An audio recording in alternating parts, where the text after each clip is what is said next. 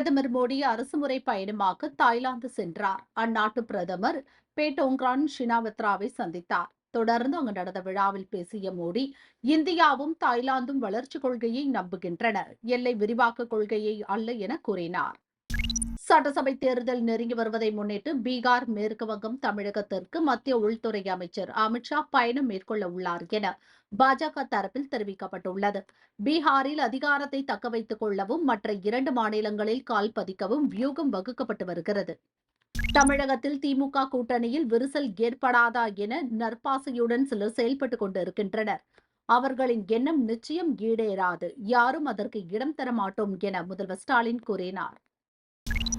வக்பு வாரிய சட்ட திருத்த மசோதாவிற்கு ஆதரவு அளிக்கும் நிதிஷ்குமாருக்கு எதிர்ப்பு தெரிவித்து அவர் தலைமையிலான ஐக்கிய ஜனதாதள கட்சி எம்பிக்கள் முகமது காசிம் அன்சாரி மற்றும் முகமது நவாஸ் மாலிக் ஆகியோர் கட்சியின் அனைத்து பொறுப்புகளில் இருந்தும் விலகுவதாக அறிவித்துள்ளார். லண்டனில் இருந்து மும்பை நோக்கி வந்த விமானம் தொழில்நுட்ப காரணம் மற்றும் மருத்துவ காரணங்களுக்காக துருக்கியில் அவசரமாக தரையிறக்கப்பட்டது. இதனால் பயணிகள் 15 மணி நேரமாக அங்கு பரிதவித்து வருகின்றனர். 18 வருடத்திற்கு பிறகு அக்டோபர், டிசம்பர் காலாண்டில் BSNL நிறுவனம் 262 கோடி ரூபாய் நிகர லாபம் கண்டுள்ளது. கடந்த 6-7 மாதங்களில் 55 லட்சம் வாடிக்கையாளர்கள் BSNL சேவையில் இணைந்துள்ளனர் என ராஜ்யசபாவில் மத்திய தகவல் தொடர்பு அமைச்சர் ஜோதிராதித்ய சிந்தியா தெரிவித்துள்ளார். பாம்பன் ஜாமியா மஸ்ஜித் பள்ளிவாசலில் அலங்கார விளக்கு பலகை அகற்றப்பட்டது. இது கலங்கரை விளக்கம் போல தோற்றமளிக்கும் என்பதால் கடற்படை வேண்டுகோளின் பேரில் இந்த நடவடிக்கை எடுக்கப்பட்டது. உயர் கோபுரங்களில் விளக்குகள் பொருத்தும் போது காவல்துறையில் அனுமதி பெற வேண்டும் என தெரிவிக்கப்பட்டுள்ளது. கார் ஏற்றுமதியில் இந்தியாவிலேயே சென்னை துறைமுகம்தான் முதலிடத்தில் உள்ளது என சென்னை, எண்ணூர் துறைமுகங்களின் தலைவர் சுனில் பாலிவால் கூறினார். சென்னை துறைமுகம் மற்றும் காமராஜர் துறைமுகம் இணைந்து நடப்பாண்டில் 100 மில்லியன் டன் சரக்குகளை கையாண்டு சாதனை படைத்துள்ளது என்றார். அரசுமுறை பயணமாக பிரதமர் நரேந்திர மோடி இன்று தாய்லாந்து சென்றார். அங்கு அவருக்கு சிவப்பு கம்பளத்துடன் உற்சாக வரவேற்பளிக்கப்பட்டது. அந்நாட்டு முறைப்படி சந்தனம், முத்து, செந்தாமரை சேர்த்த மாலை கொடுத்து வரவேற்றனர்.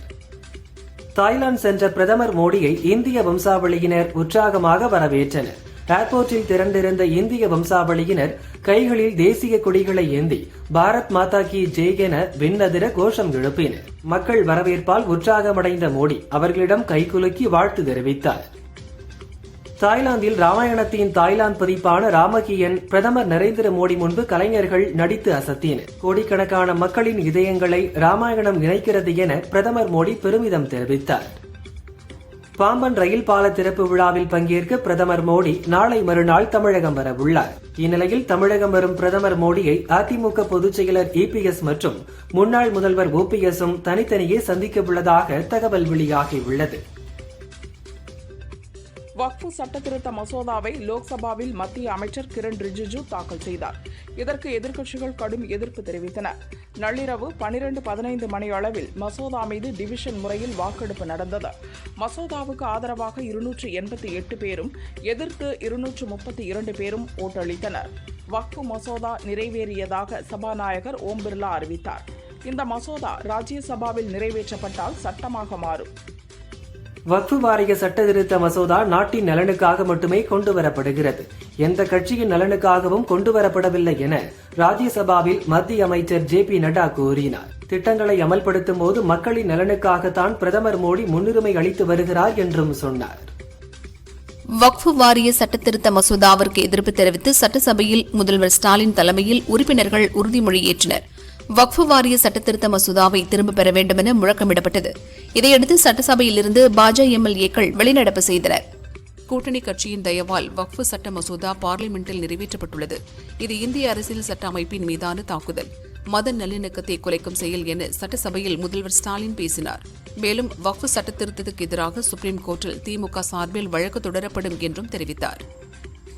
தமிழக சட்டசபையில் விதி எண் 110 கீழ் முதல்வர் ஸ்டாலின் அறிவிப்பு வெளியிட்டார். அதன்படி சென்னையில் காரல் மார்க்ஸ் சிலை மற்றும் உசிலம்பட்டியில் PK மூக்கையா தேவருக்கு மணிமண்டபம் அமைக்கப்படும் என ஸ்டாலின் தெரிவித்தார். தமிழக பாரதிய ஜனதா தலைவர் அண்ணாமலையை மாற்றக்கூடாது என தமிழகம் முழுதும் உள்ள அவரது ஆதரவாளர்கள் இமெயில் வாயிலாக அமித்ஷாவை வலியுறுத்தி வருகின்றனர். சமூக வலைதளங்களில் அண்ணாமலை ஆர்மி என்ற பெயரிலும் அமித்ஷாவுக்கு கோரிக்கை விடுத்துள்ளனர். பழனிசாமியை நம்பி அண்ணாமலையை மாற்ற வேண்டாம், இந்த முடிவை கைவிட வேண்டும் என்றும் தெரிவித்துள்ளனர். தமிழகத்திற்கான நிதியை வழங்க பிரதமர் மோடியிடம் நேரில் வலியுறுத்துவோம் என துணை முதல்வர் உதயநிதி தெரிவித்துள்ளார். வக்பு சட்டத்துக்கு எதிரான திமுகவின் போராட்டம் தொடரும் என்றார். தேர்தல் நெருங்குவதால் மீனவர்களின் ஓட்டுகளை பெறுவதற்கு கச்சத்தீவை மீட்க வேண்டும் என தீர்மானம் போடுகின்றனர் என நாம் தமிழர் கட்சியின் தலைமை ஒருங்கிணைப்பாளர் சீமான் விமர்சித்தார். இவ்வளவு காலத்தில் அதிகாரத்தில் இருந்த கட்சிகள் போரிட்டு மீட்காமல் ஓட்டுக்காக கபட நாடகம் ஆடுகின்றனர் என்றும் சொன்னார்.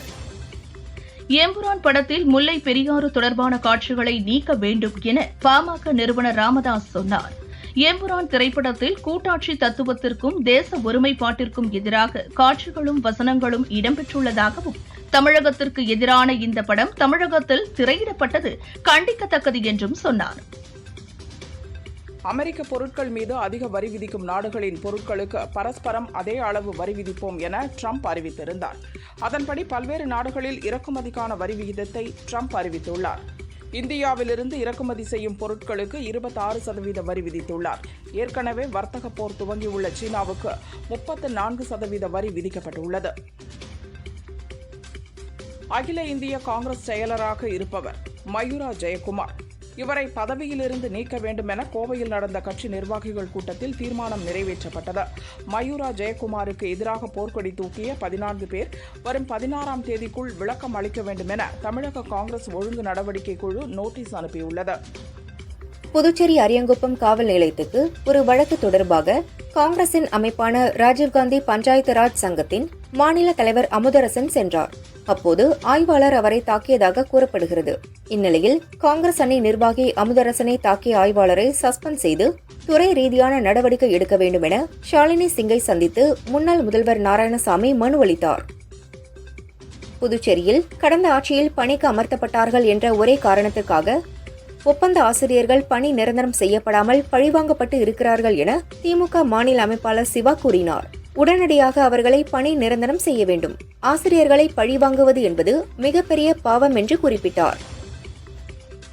வளிமண்டல சுழற்சி காரணமாக மேற்கு தொடர்ச்சி மலையை ஒட்டிய 12 மாவட்டங்களில் இன்றும் நாளையும் கனமழை பெய்ய வாய்ப்புள்ளதாக வானிலை ஆய்வு மைய இயக்குநர் செந்தாமரை கண்ணன் கூறியுள்ளார். சென்னையில் பகல் நேர அதிகபட்ச வெப்பநிலை 35 டிகிரி செல்சியஸ் வரை பதிவாகக்கூடும் என்றும் தெரிவித்துள்ளார். சென்னை கும்மிடிப்பூண்டி ரயில் வழித்தடத்தில் பொன்னேரி கவரப்பேட்டை இடையே தண்டவாள பராமரிப்பு பணிகள் நடக்க உள்ளன. இதன் காரணமாக இன்று மற்றும் வருகிற 5ஆம் தேதி 21 புறநகர் மின்சார ரயில்கள் ரத்து செய்யப்பட்டுள்ளன. அந்த 2 நாட்களும் பயணிகள் வசதிக்காக 10 சிறப்பு ரயில்கள் இயக்கப்படும் என அறிவிக்கப்பட்டுள்ளது. திருச்சி மாவட்டம் முசிறி மற்றும் தாப்பேட்டை பகுதியில் திடீரென சாரல் மழை பெய்தது. வெப்பம் தணிந்து இதமான சூழல் நிலவியதால் பொதுமக்கள் மகிழ்ச்சி அடைந்தனர். கடலூர் மாவட்டம் புவனகிரி அருகே உரிய ஆவணங்களின்றி தங்கியிருந்த பங்களாதேஷைச் சேர்ந்த 8 பேரை போலீசார் கைது செய்தனர். அவர்கள் மீது வழக்கு பதிவு செய்து விசாரணை நடத்தி சிறையில் அடைத்தனர். வேலூர் மாவட்டம் காட்பாடி அருகே மார்ச் 30ஆம் தேதி பழுது நீக்கும் நிலையத்திலிருந்து ஆட்டோ திருடிய பிரபுவை போலீசார் கைது செய்தனர். பிரபுவிடமிருந்து ஆட்டோவை பறிமுதல் செய்து நீதிமன்றத்தில் ஆஜர்படுத்தி வேலூர் மத்திய சிறையில் அடைத்தனர். ஹைதராபாத் மத்திய பல்கலைக்கழகத்தை ஒட்டியுள்ள 400 ஏக்கர் நிலத்தை அரசு சமன்படுத்தி அதனை ஏலம் விட்டு சர்வதேச நிறுவனங்களை கொண்டுவர முயற்சி நடக்கிறது. இதை கண்டித்து பல்கலைக்கழக மாணவர்கள் போராட்டம் நடத்தினர். போலீசார் லத்தி சார்ஜ் செய்து கலைத்தனர். சென்னை எம்கேபி நகர் பகுதியில் வலி நிவாரண மாத்திரைகளை விற்பனை செய்த 7 பேர் கைதாயினர். அவர்களிடமிருந்து வலி நிவாரண மாத்திரைகள் பறிமுதல் செய்யப்பட்டது. மழையின் காரணமாக சென்னை வேளச்சேரி தரமணி இணைப்பு சாலையில் சுமார் 3 கிலோமீட்டருக்கு கடும் போக்குவரத்து நெரிசல் ஏற்பட்டது. வாகன ஓட்டிகள் 1 மணி நேரத்திற்கு மேலாக காத்திருக்கும் சூழல் ஏற்பட்டது. வக்ஃபு வாரிய சட்டத்திருத்த மசோதா லோக்சபாவில் நிறைவேற்றப்பட்டது. இதற்கு எதிர்ப்பு தெரிவித்து முதல்வர் ஸ்டாலின் தலைமையில் திமுக எம்எல்ஏக்கள் மற்றும் கூட்டணி கட்சி எம்எல்ஏக்கள் கருப்பு பட்டை அணிந்து சட்டசபை நிகழ்வில் பங்கேற்றனர். கர்நாடகாவில் பைக் டாக்ஸி சேவைகளுக்கு தடை விதிக்க ஹைகோர்ட் உத்தரவிட்டுள்ளது. பைக் டாக்ஸி சேவைகளுக்கு முறையான வழிகாட்டு நெறிமுறைகள் இல்லாததால் பயணிகளின் பாதுகாப்பு கேள்விக்குறியாக உள்ளது. எனவே 6 வாரங்களில் முறையான வழிகாட்டு நெறிமுறைகளை தயார் செய்த பின் மீண்டும் அனுமதி வழங்க வேண்டும் என மாநில அரசுக்கு நீதிமன்றம் அறிவுறுத்தியுள்ளது. ராமநாதபுரத்தில் இடியுடன் கூடிய கனமழை கொட்டி தீர்த்தது. ராமநாதபுரம், பாரதி நகர், பட்டணம், காத்தான், குயவன்குடி, வாலாந்தரவை, விழதூர், ரகுநாதபுரம், பெருங்குளம் உள்ளிட்ட பகுதிகளில் கனமழை பெய்தது. சாலைகளில் மழைநீர் வெள்ளம் போல் பெருக்கெடுத்து ஓடியது. வாகன ஓட்டிகள் முகப்பு விளக்குகளை எரியவிட்டுச் சென்றனர். கொடைக்கானலில் திடீரென கனமழை பெய்தது. கொடைக்கானல் பஸ் ஸ்டாண்ட், ஏரி சாலை, வில்பட்டி, பள்ளங்கி உள்ளிட்ட பகுதிகளில் கனமழை பெய்தது. டூரிஸ்டுகள் மழையில் நனைந்தபடி இயற்கையை கண்டு ரசித்தனர். இந்த மழையால் கொடைக்கானலில் குளிர்ந்த சீதோஷ்ண நிலை நிலவுகிறது. மதுரை முழுவதும் அதிமுக எம்எல்ஏ செங்கோட்டையனுக்கு ஆதரவான வால் போஸ்டர்கள் ஒட்டப்பட்டுள்ளது. அதில் அதிமுக பொதுச் செயலாளர் செங்கோட்டையனுக்கு Y+ செக்யூரிட்டி பாதுகாப்பு வழங்கிய மத்திய அரசுக்கு நன்றி என்ற வாசகம் உள்ளது. அண்ணா, எம்ஜிஆர், ஜெயலலிதா, ராஜன் செல்லப்பா, தங்கமணி, வேலுமணி ஆகியோருடைய புகைப்படத்துடன் செங்கோட்டையன் புகைப்படமும் இடம்பெற்றுள்ளது. திருச்சி சமயபுரம் அருகே புறத்தாக்குடியில் புனித சேவியர் அரசு உதவி பெறும் மேல்நிலைப் பள்ளி உள்ளது. பள்ளி வளாகத்தில் மாணவர்கள் விடுதி உள்ளது. பாதிரியார் குழந்தைநாதன் விடுதி வார்டனாக உள்ளார். அவரது நண்பர் சுந்தரராஜன் என்பவர் அடிக்கடி விடுதிக்கு வந்து சென்றுள்ளார். அப்போது மாணவர்களிடம் பாலியல் சீண்டலில் ஈடுபட்டதாக கூறப்படுகிறது. புகாரின் பேரில் குழந்தைகள் பாதுகாப்பு அலுவலர் ராகுல் விசாரித்து லால்குடி அனைத்து மகளிர் காவல் நிலையத்தில் தெரிவித்தார். போலீசார் விடுதி வார்டன் குழந்தைநாதன், அவரது நண்பர் சுந்தரராஜன் ஆகிய இருவர் மீதும் போக்சோ வழக்கு பதிவு செய்து விசாரணை செய்து வருகின்றனர். விருதுநகர் மாவட்டம் ஸ்ரீவில்லிபுத்தூர் ஆண்டாள் கோயிலில் ஆண்டாள் ரெங்கமன்னார் கல்யாண விழா கொடியேற்றத்துடன் துவங்கியது. கொடிப்பட்டம், மாடவீதிகள், ரத வீதிகளை சுற்றி வந்து மரத்தின் முன்பு வைக்கப்பட்டது. சிறப்பு பூஜைகள் செய்யப்பட்டு ஸ்ரீவாரி பிரபுபட்டர் கொடிப்பட்டம் ஏற்றினார். திரளான பக்தர்கள் பங்கேற்று ஆண்டாள் ரெங்கமன்னாரை தரிசித்தனர். முக்கிய நிகழ்ச்சியான திருக்கல்யாண விழா ஏப்ரல் 11 நடக்கிறது. தேனி மாவட்டம் கம்பத்தில் கோகுலம் சிட்பண்ட்ஸ் கிளையினை முற்றுகையிட்டு விவசாயிகள் போராட்டம் நடத்தினர். எம்புரான் திரைப்படத்திற்கு எதிர்ப்பு தெரிவித்து கோஷம் எழுப்பினர். தமிழகத்தில் எம்புரான் திரைப்படத்தினை தடை செய்ய வேண்டும், மோகன்லால் மற்றும் படக்குழுவினர் உள்ளிட்டோர் முல்லை பெரியாறு அணை சார்பில் உள்ள விவசாயிகளிடம் மன்னிப்பு கூற வலியுறுத்தினர். இதனையடுத்து கம்பம், கூடலூர் திரையரங்குகளில் எம்புரான் திரைப்படம் நிறுத்தப்பட்டது. கன்னியாகுமரி மாவட்டம் கருங்கல்லைச் சேர்ந்தவர் ஜமீல் மார்த்தாண்டம் பகுதியில் துணிக்கடை நடத்தி வருகிறார். இவர் கடை முன் நிறுத்தி வைத்திருந்த 2-வீலரை மனோஜ் என்பவர் திருடி சென்று விட்டார். மார்த்தாண்டம் போலீசார் அவரை கைது செய்து 2-வீலரை மீட்டனர். ஈரோடு மாவட்டம் திம்பம் மலைப்பாதை 18வது கொண்டை ஊசி வளைவு அருகே சிறுத்தை ஒன்று சாலையில் உலா வந்தது. சிறிது தூரம் தடுப்பு சுவரில் நடந்து சென்ற சிறுத்தை பின்னர் வனப்பகுதிக்குள் பாய்ந்து சென்றது. இதை பார்த்த வாகன ஓட்டிகள் பீதியடைந்தனர். இது தொடர்பான வீடியோ காட்சிகள் வெளியாகியுள்ளன. திருப்பூர் மாவட்டம் பல்லடம் அருகே நொச்சிப்பாளையத்தில் உள்ள பனிய நிறுவனத்திற்கு சொந்தமான வேன் பணியாளர்களை ஏற்றிக்கொண்டு பல்ராயம்பாளையம் பகுதியில் சென்றது. வளைவில் திரும்பியபோது தலைக்குப்புற கவிழ்ந்தது. இதில் 11 பெண்கள் மற்றும் டிரைவர் காயமடைந்தனர். அவர்கள் உடனடியாக ஹாஸ்பிட்டலில் அட்மிட் செய்யப்பட்டனர். அவினாசிபாளையம் போலீசார் விசாரிக்கின்றனர். கோவை மாவட்டம் எலிச்சிபாளையம் கிராமத்தில் உள்ள ரேஷன் கடையில் திடீரென தீ விபத்து ஏற்பட்டது. தீயணைப்பு வீரர்கள் விரைந்து வந்து தீயை அணைத்தனர். இருப்பினும் அங்கிருந்த ரேஷன் அரிசி, பருப்பு மூட்டைகள் தீயில் எரிந்து நாசமாகின. கரூர் அடுத்த வடக்குப்பாளையம் அருகே தனியார் பஸ்ஸும் பைக்கும் நேருக்கு நேர் மோதின. இந்த விபத்தில் புலியூர் கணேசபுரத்தைச் சேர்ந்த ராம்குமார் என்ற இளைஞர் ஸ்பாட்டிலேயே பலியானார். பசுபதிபாளையம் போலீசார் விசாரிக்கின்றனர். திருப்பூர் தென்னம்பாளையம் அருகே நொய்யல் ஆற்றில் சாயக்கழிவு நீர் கலந்து இளஞ்சிவப்பு நிறத்தில் தண்ணீர் சென்றது. இதை பார்த்து அப்பகுதி மக்கள் அதிர்ச்சியடைந்தனர். கழிவுநீரை ஆற்றில் விடும் சாயப்பட்டறைகள் மீது அதிகாரிகள் கடும் நடவடிக்கை எடுக்க வேண்டும் என பொதுமக்கள் கோரிக்கை விடுத்துள்ளனர்.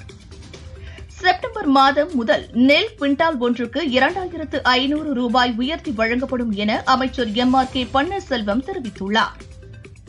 கள்ளக்குறிச்சி மாவட்டம் பழைய சிறுவங்கூர் கிராமத்தைச் சேர்ந்த பர்கத் அகரக்கோட்டலத்தில் மரத்தில் தூக்கில் தொங்கியபடி மர்மமான முறையில் இறந்து கிடந்தார். இந்நிலையில் இளைஞரின் மரணத்தில் மர்மம் இருப்பதாக கூறிய அவரது உறவினர்கள் விரைந்து நடவடிக்கை எடுக்க கோரி கள்ளக்குறிச்சி காவல் நிலையத்தை முற்றுகையிட்டனர். வேலூர் காகிதப்பட்டறை முத்துநகர் பகுதியில் சாலை ஓரம் வைக்கப்பட்டுள்ள விளக்கு கம்பத்தின் மேலே செல்லும் மின்சார வயர் இரும்பு கம்பத்தை உரசியபடி உள்ளதாக மக்கள் பலமுறை புகார் அளித்துள்ளனர். ஆனால் மின்சாரத்துறையினர் நடவடிக்கை எடுக்கவில்லை என்று கூறப்படுகிறது. இந்நிலையில் அந்த வழியே வந்த பசுமாடு அந்த தண்ணீரில் கால் வைத்தபோது மின்சாரம் பாய்ந்து அதே இடத்தில் துடிதுடித்து இறந்து போன CCTV காட்சி வெளியாகி சோகத்தை ஏற்படுத்தியுள்ளது.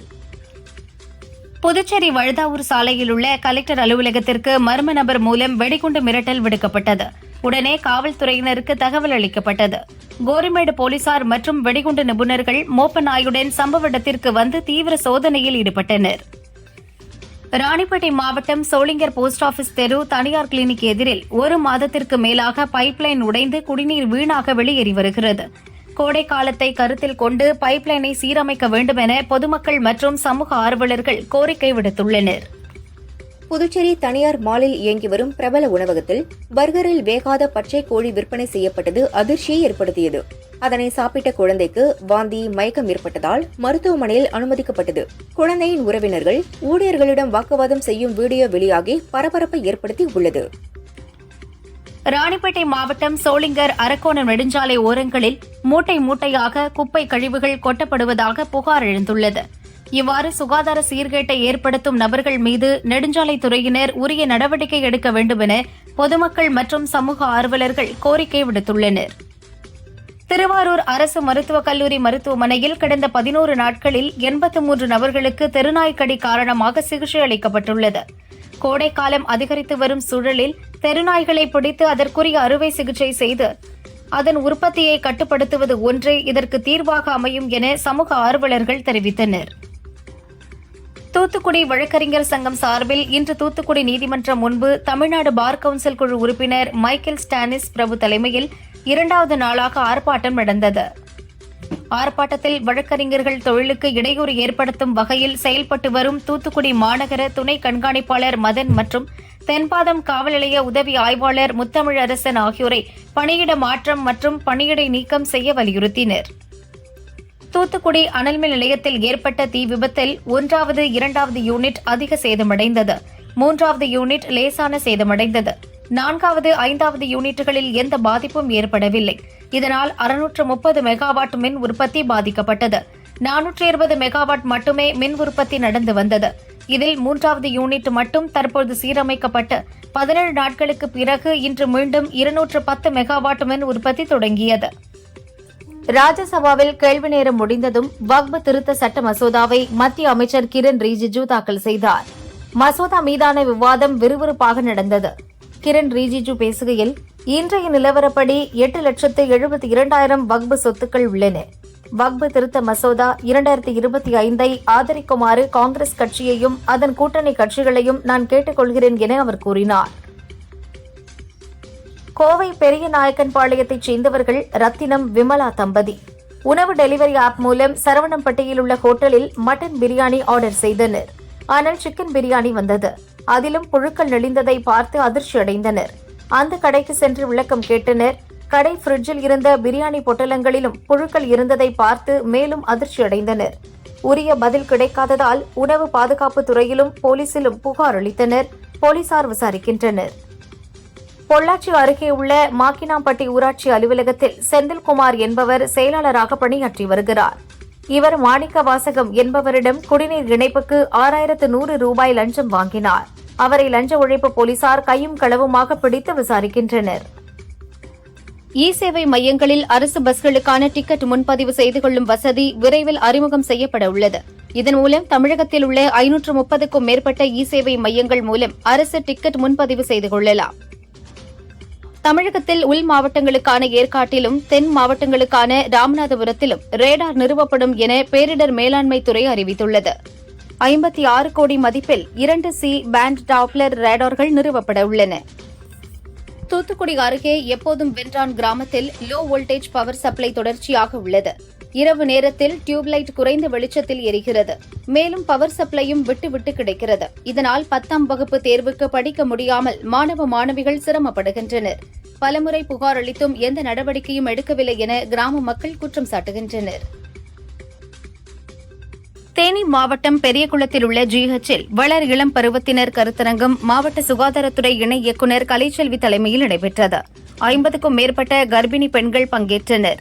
குழந்தை திருமணத்தை தடுப்பதோடு இளம் வயது திருமணத்தையும் தவிர்க்க வேண்டும் என கலைச்செல்வி அறிவுரை வழங்கினார். தேனி மாவட்டம் கம்பம் அருகே உள்ள சுருளிப்பட்டியைச் சேர்ந்தவர் ஹரிஷ் வீட்டில் நிறுத்தி வைத்திருந்த பைக்கை எடுத்துக்கொண்டு நண்பருடன் வெளியே சென்றார். அப்போது பைக்கில் பதுங்கியிருந்த பாம்பு ஹரிஷை கடித்தது. இதில் ஹரிஷ் பரிதாபமாக இறந்தார். ராயப்பன்பட்டி போலீசார் விசாரிக்கின்றனர். புதுக்கோட்டை மாவட்டம் வேங்கை வயல் வழக்கில் சிபிசிஐடி போலீசாரால் குற்றப்பத்திரிகையில் குற்றம் சாட்டப்பட்டுள்ள காவலர் முரளிராஜா, சுதர்சன் மற்றும் முத்துகிருஷ்ணன் ஆகியோர் இன்று மீண்டும் நீதித்துறை நடுவர் நீதிமன்றத்தில் ஆஜராகினர். நீதிபதி அற்புதவாணன் வழக்கை வருகிற ஏப்ரல் 23ஆம் தேதிக்கு ஒத்திவைத்து உத்தரவிட்டார். திருப்பூர் மாவட்டம் அவிநாசி மற்றும் சுற்றுப்புற பகுதிகளில் மிதமான மழை பெய்தது. அவிநாசி, கருவலூர், பழங்கரை, ஆட்டையம்பாளையம், நியூ திருப்பூர் உள்ளிட்ட பகுதிகளில் மழை பெய்தது. மழையினால் வெப்பத்தின் தாக்கம் குறைந்து குளிர்ச்சியான சீதோஷ்ண நிலை நிலவியது. மக்கள் மற்றும் விவசாயிகள் மகிழ்ச்சி அடைந்தனர். கடலூர் மாவட்ட ஆட்சியர் அலுவலகத்திற்கு வந்த கர்ப்பிணி ஆட்சியர் அலுவலகம் முன்பு தரையில் அமர்ந்து தர்ணா போராட்டத்தில் ஈடுபட்டார். கடந்த 2 மாதங்களுக்கு முன்பு வேலைக்கு சென்று வருவதாக கூறிய அவரது கணவர் அதன் பிறகு வீடு திரும்பவில்லை என்றும் காவலர்கள் உரிய நடவடிக்கை எடுக்கவில்லை என்றும் கண்ணீர் மல்க தெரிவித்தார். கடலூர் மாவட்டம் சேத்தியாத்தோப்பு அருகே சென்னை கும்பகோணம் தேசிய நெடுஞ்சாலையில் சென்று கொண்டிருந்த அரசு விரைவு சொகுசு பேருந்து குமாரக்குடி வளைவு பால பகுதியில் பிரேக் பிடிக்காமல் 30 அடி ஆழ வாய்க்கால் கரையில் கவிழ்ந்தது. நல்வாய்ப்பாக பேருந்தில் பயணம் செய்த 20க்கும் மேற்பட்ட பயணிகளுக்கு காயம் ஏற்படவில்லை. பயணிகள் அவசரமாக பேருந்திலிருந்து இறக்கிவிடப்பட்டு மாற்று பேருந்தில் அனுப்பி வைக்கப்பட்டனர். கோவை உக்கடம் புள்ளுக்காடு சோலார் பிளான்ட் அருகே சூயஸ் கால்வாய் அமைக்கும் திட்டத்திற்காக தொட்டிகள் கட்டப்படுகின்றன. இந்த கட்டுமான பணிகளுக்காக பயன்படுத்தப்பட்ட பிளாஸ்டிக் பைப்புகள் மற்றும் கழிவுகள் கால்வாய் அமைக்க பயன்படுத்தும் பொருட்களின் சேமிப்பு கிடங்கு அருகே போடப்பட்டு இருந்தது. இன்று திடீரென அந்த பிளாஸ்டிக் கழிவுகள் தீப்பிடித்து எரிந்தன. தீயணைப்புத் துறையினர் பல மணி நேரம் போராடி தீயை அணைத்தனர். பெரம்பலூர் மாவட்டம் செட்டிக்குளம் சின்ன வெங்காயம், பன்ருட்டி பலாப்பழம், பன்ருட்டி முந்திரி, புளியங்குடி எலுமிச்சை, விருதுநகர் சம்பாவத்தல் மற்றும் ராமநாதபுரம் சித்திரை கார் அரிசி உள்ளிட்ட 6 மண்சார் உணவுப் பொருட்களுக்கும் புவிசார் குறியீடு கிடைத்துள்ளது. தமிழகத்தில் புவிசார் குறியீடு பெற்ற பொருட்களின் எண்ணிக்கை 69ஆக உயர்ந்துள்ளது. திண்டுக்கல் மாவட்டம் கொடைக்கானலில் கனமழை பெய்து வருவதால் குளிர்ந்த காலநிலை நிலவி வருகிறது. வெள்ளி நீர்வீழ்ச்சி அருவியில் நீர் பெருக்கெடுத்து ஆர்ப்பரிக்கின்றது. டூரிஸ்டுகள் ஆச்சரியத்துடன் கண்டு செல்ஃபி மற்றும் புகைப்படம் எடுத்து மகிழ்ந்து வருகின்றனர். சேலம் மாவட்டம் ஆத்தூர் சுற்றுவட்டார பகுதிகளில் பரவலாக மழை பெய்தது. நரசிங்கபுரம், தென்னங்குடிப்பாளையம், அம்மம்பாளையம், பைத்தூர் உள்ளிட்ட பல்வேறு பகுதிகளில் 1 மணி நேரத்திற்கும் மேலாக மழை பெய்தது. மழையால் குளிர்ச்சியான சூழல் நிலவுகிறது. மக்கள் மகிழ்ச்சி அடைந்தனர். ராமநாதபுரம் மாவட்டம் உத்தரகோச மங்கை கோயில் கும்பாபிஷேகத்தை முன்னிட்டு நாளை மாவட்டத்தில் உள்ள பள்ளி, கல்லூரிகள் மற்றும் அரசு அலுவலகங்களுக்கு உள்ளூர் விடுமுறை அறிவிக்கப்பட்டுள்ளது. திண்டுக்கல் மாவட்டம் செட்டிநாயக்கன்பட்டி பஞ்சாயத்து ராஜ் நகர் 3வது குறுக்கு தெருவில் ஃபேவர் பிளாக் அமைக்கும் பணி நடைபெறுகிறது. இந்நிலையில் அந்த பகுதியில் 15 ஆண்டுகாலமாக வளர்த்து வந்த 5 வேப்ப மரங்கள் அரசு அனுமதி பெறாமல் வெட்டி சாய்க்கப்பட்டது. ஆத்திரமடைந்த அப்பகுதி மக்கள் ஃபேவர் பிளாக் பணி செய்பவர்களை விரட்டியடித்தனர். தர்பூசணியில் ரசாயனம் கலக்கப்படுவதாக வெளியான வதந்திகளை நம்ப வேண்டாம் என உணவு பாதுகாப்புத்துறை தெரிவித்துள்ளது. தர்பூசணி பழங்களை பொதுமக்கள் அச்சமின்றி சாப்பிடலாம். உடலுக்கு ஆரோக்கியமானது. எல்லா விவசாயிகளும் தர்பூசணியில் ரசாயனம் கலப்பதாக நாங்கள் கூறவே இல்லை. தர்பூசணி சர்க்கரை பாகு போல தித்திப்பாக இருந்தாலோ மிகவும் சிவப்பு நிறமாக இருந்தாலோ மட்டும் அந்த பழம் கலப்படம் செய்யப்பட்டது என உணவு பாதுகாப்புத்துறை அதிகாரிகள் தெரிவித்துள்ளனர். கிருஷ்ணகிரி மாவட்டம் தேன்கனிக்கோட்டை மற்றும் அதன் சுற்றுப்புற பகுதிகளில் கனமழை பெய்தது. மழையால் மக்களும் விவசாயிகளும் மகிழ்ச்சியடைந்தனர். இதேபோல மாவட்டத்தின் பல இடங்களிலும் மழை பெய்தது. குளிர்ந்த சீதோஷ்ண நிலை நிலவுகிறது. பல்லடம் அடுத்த பள்ளிப்பாளையத்தில் கல்குவாரி குறித்த கருத்து கேட்பு கூட்டம் ஆர்டிஓ மோகன சுந்தரம், திருப்பூர் தெற்கு மாசு கட்டுப்பாட்டு வாரிய கோட்ட பொறியாளர் சத்யன் ஆகியோர் தலைமையில் நடைபெற்றது. கூட்டத்தில் விசைத்தறி குறித்து சர்ச்சைக்குரிய வகையில் ஒருவர் பேசியதால் கூட்டத்தில் கடும் வாக்குவாதம் ஏற்பட்டது. பின்னர் சமரசம் செய்தனர். நெல்லை களக்காட்டைச் சேர்ந்த மாரியப்பன் மனைவி சீதை, வயது 44. இவருக்கு மூளை செயல்படாமல் சிகிச்சை அளித்தும் பலனில்லை. உறவினர்கள் சீதையின் உடல் உறுப்புகளை தானம் செய்ய முன்வந்தனர். பின்னர் அவரது உடல் உறுப்புகளான கல்லீரல், 2 சிறுநீரகங்கள் தானமாக அளிக்கப்பட்டது. பின்னர் உடல் உறுப்பு தானம் செய்த சீதையின் உடலுக்கு மருத்துவமனையில் கலெக்டர் சுகுமார் மலர் வளையம் வைத்து அரசு சார்பில் மரியாதை செலுத்தினார். திருச்சி மாவட்டம் சிறுகனூர் அருகே எம்ஆர்பாளையம் காப்பு காட்டில் வளர்க்கப்படும் யானைகள் கோடை வெப்பத்தை தணிக்க அங்குள்ள நீச்சல் குளத்தில் நீருக்குள் மூழ்கி படுத்து உருண்டு குளித்து மகிழ்ந்தன. மேலும் தர்பூசணி, மாம்பழம், வெள்ளரிக்காய் போன்ற நீர் நிறைந்த பழங்களும் வழங்கப்பட்டன.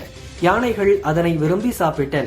யானைகள் எந்த சீசனிலும் மகிழ்ச்சியாக இருக்கணும் என்பதுதான் எங்கள் நோக்கம் என மாவட்ட வன அலுவலர் கிருத்திகா கூறினார். திருப்பூர் கலெக்டர் ஆபீஸ் முன்பு கவன ஈர்ப்பு கோரிக்கை ஆர்ப்பாட்டம் நடைபெற்றது. இதில் 100க்கும் மேற்பட்ட ஜாக்டோ ஜியோ அமைப்பினர் பங்கேற்று 10 அம்ச கோரிக்கைகளை வலியுறுத்தி கண்டன கோஷங்கள் எழுப்பினர். ஸ்ரீவில்லிபுத்தூர் அருகே திருவண்ணாமலை பகுதியில் விவசாய நிலத்திற்குள் வரும் மான்களை நாய்கள் வைத்து வேட்டையாடிய தங்கராஜ், முத்துகிருஷ்ணன், சந்திரகுமார், நாகராஜ் ஆகிய 4 பேரை வனத்துறையினர் கைது செய்தனர். புதுச்சேரியில் தனியார் தொழிற்சாலை நிறுவனர் பெயரில் ரூபாய் 5.10 கோடி மோசடி செய்த மேற்கு வங்கத்தைச் சேர்ந்த மொபிகுல் அலம் முலாவை சைபர் கிரைம் போலீசார் கைது செய்தனர். அவரது வங்கிக் கணக்கிலிருந்து ரூபாய் 2.3 கோடி பணத்தை போலீசார் மீட்டனர். அவரிடம் நடத்திய விசாரணையில் இந்த மோசடியில் மேலும் 5 பேர் ஈடுபட்டது தெரியவந்துள்ளது. திருவல்லிக்கேணி பிலால் ஹோட்டலில் சாப்பிட்டவர்களில் இதுவரை 55 பேருக்கு உடல்நலம் பாதிக்கப்பட்டுள்ளது. பிரியாணி சாப்பிட்டவர்களுக்கு உடல்நலம் பாதிக்கப்பட்டதை அடுத்து ஹோட்டலுக்கு சீல் வைக்கப்பட்டது. கோவை மருதமலை சுப்பிரமணிய சுவாமி கோயிலில் நாளை கும்பாபிஷேகம் நடக்கிறது. இதையொட்டி அங்கு பலத்த போலீஸ் பாதுகாப்பு போடப்பட்டுள்ளது. அதையும் மீறி சாமியார் வேடத்தில் வந்த மர்மநபர் கோயிலில் இருந்த 4 லட்சம் ரூபாய் மதிப்பிலான வெள்ளி வேலை திருடிச் சென்றார். சிசிடிவி காட்சிகளின் அடிப்படையில் மர்மநபரை போலீசார் தேடுகின்றனர். தஞ்சை மாவட்டம் கும்பகோணம் பெருமாண்டி சாலையில் பூட்டியிருந்த வீட்டிற்குள் 5 நாட்களாக அழுகி கிடந்த கூலி தொழிலாளி கார்த்திகேயன் என்பவரின் உடலை மீட்டு போலீசார் விசாரணை மேற்கொண்டு வருகின்றனர். கார்த்திகேயன் இறந்து 5 நாட்களுக்கு மேலாகி இருக்கலாம் என்றும் அதன் காரணமாக உடல் அழுகி இருக்கக்கூடும் என போலீசார் தரப்பில் தகவல் தெரிவிக்கப்பட்டுள்ளது. AI செயலிகள் மற்றும் இணையதளங்களின் உதவியுடன் புகைப்படத்தை நொடிப்பொழுதில் அனிமேஷன் படங்களாக மாற்றும் ஜிப்லி படங்கள் தற்போது ட்ரெண்ட் ஆகியுள்ளது. ஜிப்லிக்காக படங்களை இணையதளங்களில் பதிவேற்றம் செய்பவர்களுக்கு கோவா போலீஸ் எச்சரிக்கை விடுத்துள்ளது. பல AI செயலிகள் தனிப்பட்ட படங்களை கசிய விடும் வாய்ப்பு இருப்பதால் நம்பகமான AI செயலிகள் மற்றும் இணையதளங்களில் மட்டும் தனிப்பட்ட படங்களை பயன்படுத்தும்படி போலீசார் அறிவுறுத்தியுள்ளனர். வெளிநாடுகளிலிருந்து சட்டவிரோதமாக இந்தியாவுக்குள் நுழைபவர்களை தடுக்கும் வகையில் குடியேற்றம் மற்றும் வெளிநாட்டினர் மசோதா 2025 அறிமுகமானது. இந்த மசோதா லோக்சபாவை தொடர்ந்து ராஜ்யசபாவிலும் நிறைவேறியது. இதன்படி போலி பாஸ்போர்ட், விசாவுடன் இந்தியாவுக்குள் நுழைவது, தங்குவது போன்ற குற்றங்களுக்கு 7 ஆண்டு சிறை, 10 லட்சம் ரூபாய் அபராதம் விதிக்கப்படும். இதுபோல பாஸ்போர்ட், விசா இல்லாமல் இந்தியாவுக்குள் நுழைந்தால் 5 ஆண்டு சிறை, 5 லட்சம் ரூபாய் அபராதம் விதிக்கப்படும். மத்திய கல்வி அமைச்சகத்தின் கீழ் இயங்கும் கேந்திரிய வித்யாலயா பள்ளி இணையதளம் பெயரில் போலி இணையதளங்கள் செயல்படுகின்றன. அவற்றில் வெளியாகும் அறிவிப்புகளை நம்ப வேண்டாம் என எச்சரிக்கை விடுக்கப்பட்டுள்ளது. கேந்திரிய வித்யாலயா பள்ளிகள் குறித்த தகவல்கள் அனைத்தும் https://kvisangedan.nic.in/ என்ற இணையதளம் வாயிலாக மட்டுமே பகிரப்படும் என்றும் தெரிவிக்கப்பட்டுள்ளது. பிம்ஸ்டெக் கூட்டமைப்பின் மாநாடு தாய்லாந்தின் பாங்காக் நகரில் இன்றும் நாளையும் நடக்கிறது. இதில் பங்கேற்பதற்காக பிரதமர் மோடி இன்று தாய்லாந்து புறப்பட்டுச் சென்றார். தஞ்சாவூரில் பழமையான கோடியம்மன் ஆலய பச்சைக்காளி பவளக்காளி திருவிழா உறவாடும் நிகழ்ச்சி வெகு விமரிசையாக நடந்தது. ஆயிரக்கணக்கான பக்தர்கள் கலந்து கொண்டு காளியை வழிபட்டனர். ஸ்ரீரங்கம் ரங்கநாதர் சுவாமி கோயிலில் பங்குனி திருவிழா இன்று கொடியேற்றத்துடன் துவங்கியது. இன்று முதல் 11 நாட்கள் விழா நடக்கிறது. முக்கிய நிகழ்வான தேரோட்டம் ஏப்ரல் 12ஆம் தேதி நடக்கவுள்ளது. கொடியேற்ற நிகழ்வில் திரளான பக்தர்கள் பங்கேற்று சாமி தரிசனம் செய்தனர்.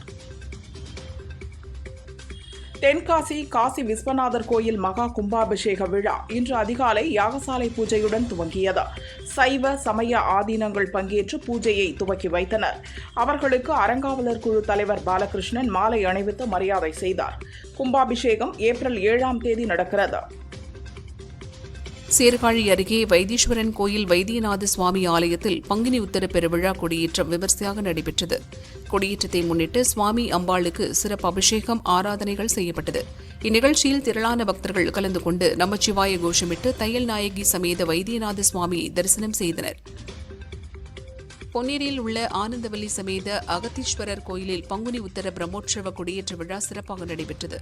பக்தர்கள் திரளாக கலந்து கொண்டு சிவபெருமானை தரிசனம் செய்தனர்.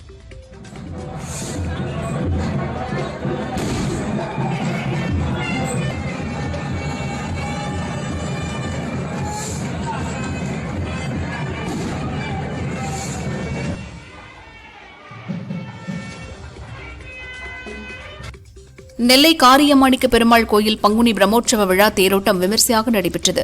காரியமாணிக்க பெருமாள் தாயாருக்கு சிறப்பு பூஜைகள் நடந்தது. பக்தர்கள் கோவிந்தா கோபாலா கோஷம் முழங்க தேரை 4 ரதி வீதிகள் வழியாக இழுத்து வந்து நிலையம் சேர்ந்தனர்.